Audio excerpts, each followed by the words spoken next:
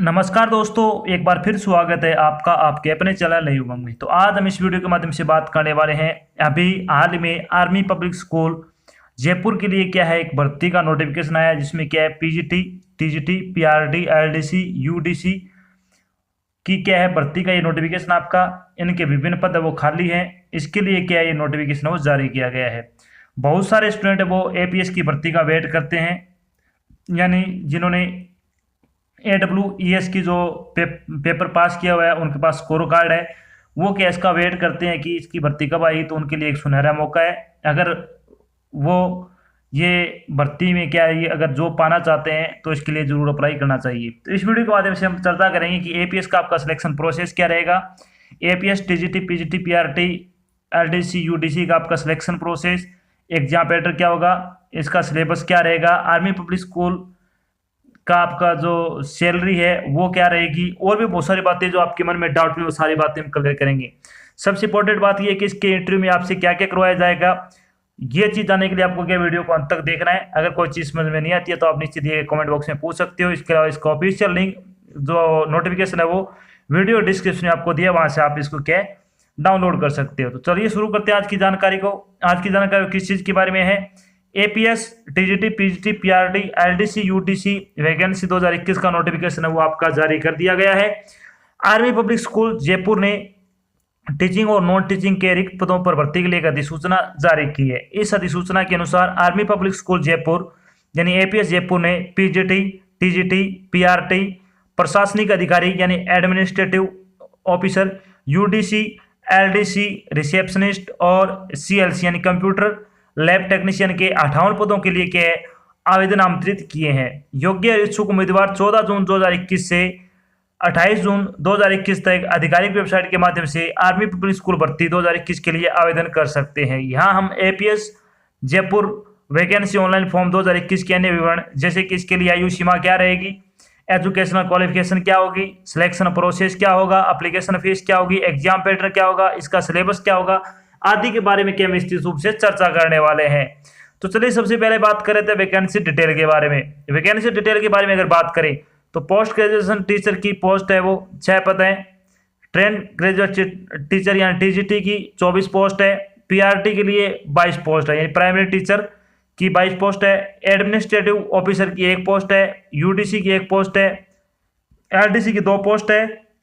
Computer lab technician की 1 post है। तो इस तरह से क्या टोटल 58 पदों के लिए क्या आपसे आवेदन मांगे गए हैं। अब बात करते हैं प्रत्येक पोस्ट के लिए आपका अलग अलग वो शैक्षणिक योग्यता यानी एलिजिबिलिटी क्राइटेरिया क्या होना चाहिए। अगर बात करें आर्मी पब्लिक स्कूल के लिए एलिजिबिलिटी क्राइटेरिया क्या होना चाहिए, तो एडमिनिस्ट्रेटिव की जॉब के लिए उम्मीदवार है वो किसी मान्यता प्राप्त विश्वविद्यालय से ग्रेजुएशन होना चाहिए।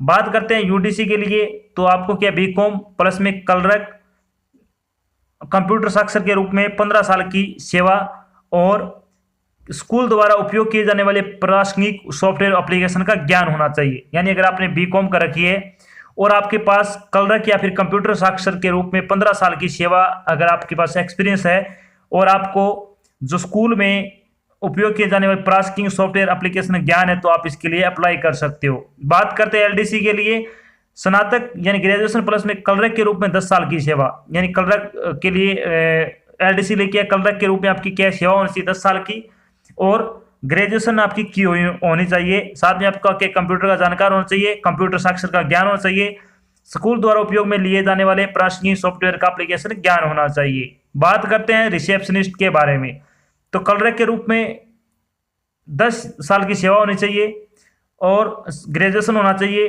कंप्यूटर का जानकार होना चाहिए, कंप्यूटर एमएस ऑफिस का ज्ञान होना चाहिए, स्पीड है वो 1200 की क्या आपकी क्या है आपकी स्पीड होनी चाहिए, लेखांकन का बुनियादी ज्ञान और अच्छा संचार कौशल होना चाहिए।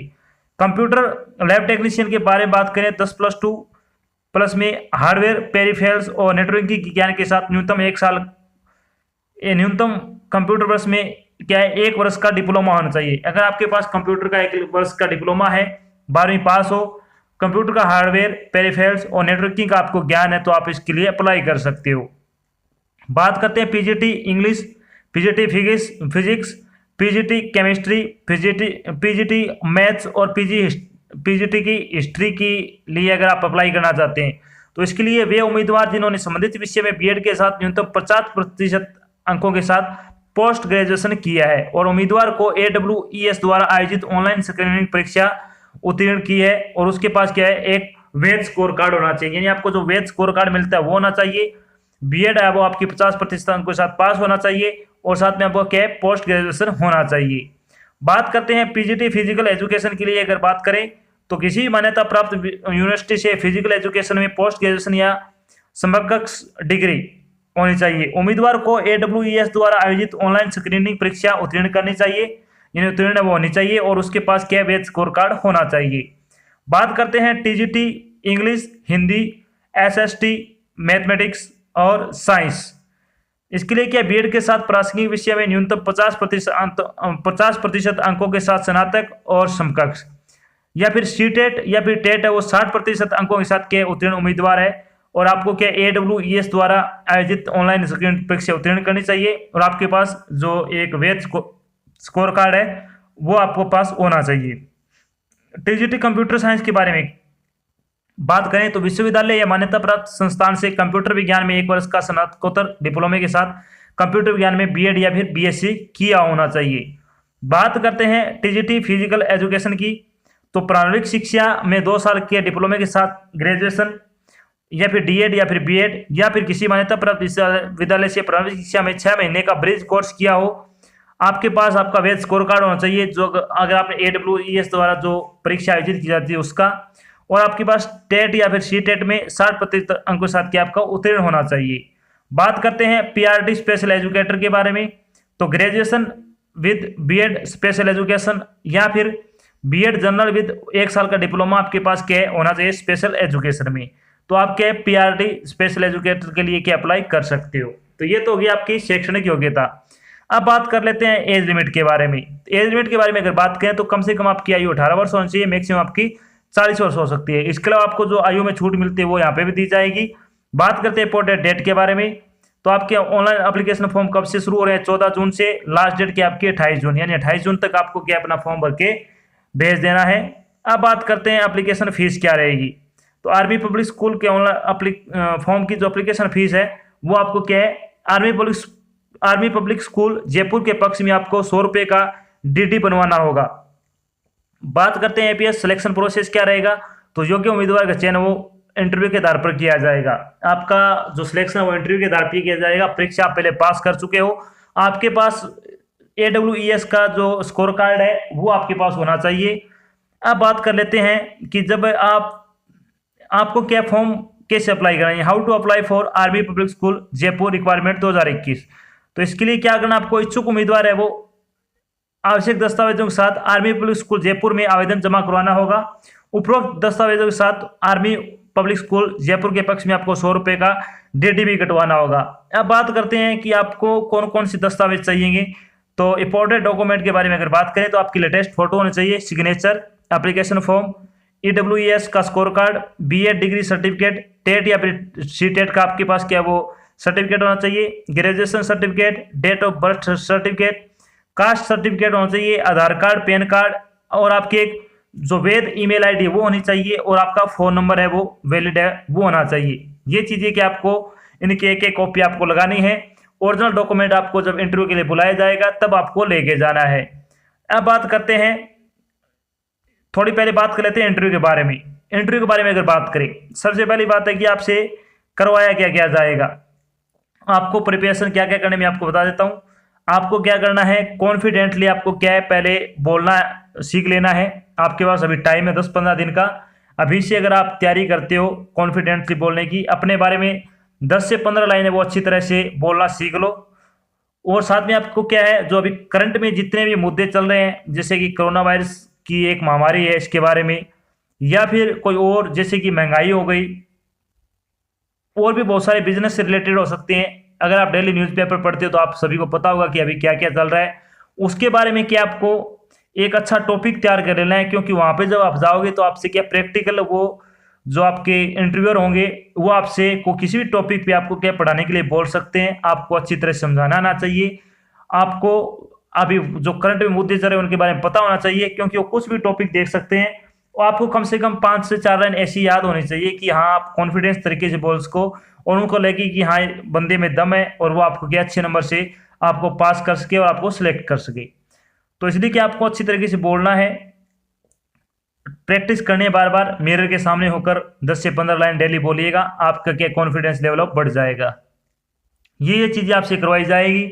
डॉक्यूमेंट आपको ओरिजिनल लेके जाने इंटरव्यू में, सभी अच्छे तरीके से क्या सुसज्जित करके लेके जाने, एक एक दो फोटो कॉपी ले जाने इनकी।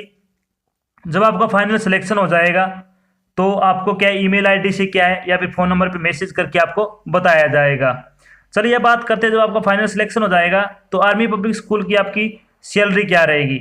सैलरी के बारे में अगर बात करें तो पीजीटी की सैलरी होगी आपकी आर्मी पब्लिक स्कूल की 32,600 रुपये, टीजीटी की 32,150 रुपये पर मंथ के हिसाब से, पीआरटी की 31,225 रुपये, एडमिनिस्ट्रेटिव ऑफिसर की आपको 45,000 रुपये तनख्वाह होगी पर मंथ के हिसाब से, यूडीसी की 27,000 रुपये होगी, एलडीसी और रिसिप्शनेशन की आपकी क्या 21,300 रुपये, कंप्यूटर लैब टेक्नीशियन की 23,400 रुपये आपकी सैलरी होगी। तो इसमें क्या आपकी बहुत अच्छी सैलरी है।